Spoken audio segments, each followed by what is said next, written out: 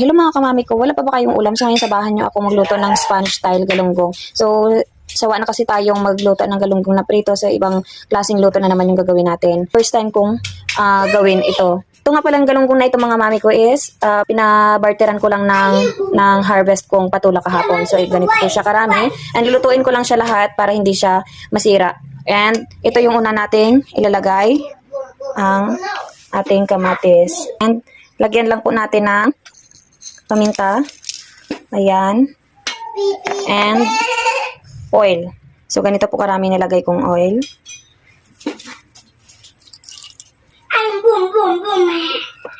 And ipa-file na po natin ang ating galunggong.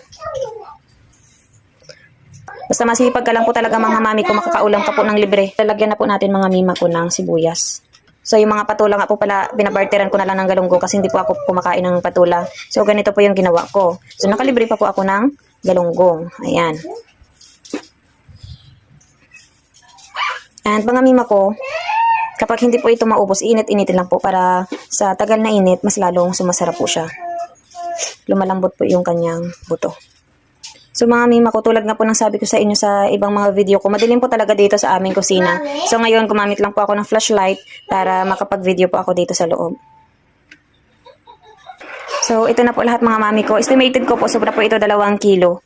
Ayan. And lagyan na po natin mga mima ko ng sibuyas and luya. Gusto ko po kasi siyang lagyan ng dahon ng sibuyas din. Para mas manuo talaga ang lasa ng mga sibuyas. Ayan. And wala po kasi akong patis mga mima ko. Kasi na lang po yung ating ilalagay. Ayan. And gusto ko po yung medyo may kunting anghang. Kaya lalagyan ko siya ng siling haba. So hindi pa po kasi namumunga yung aking siling labuyo. So siling haba na lang po ang ating ilalagay. And hindi ko na lang po siya hiwain para kung gusto pong kumain yung aking mga anakis, makakakain po sila. Yan, papatong ko na lang po dyan. And isasalang na po natin. So yan na po siya mga mami ko.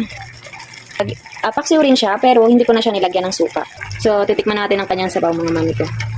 Ayan. So nagkaroon na siya ng sabaw pero hindi ko yan nilagyan ng suka and tubig. Tanging mantika lang po yan. Sarap. Tama lang din yung kanyang timpla.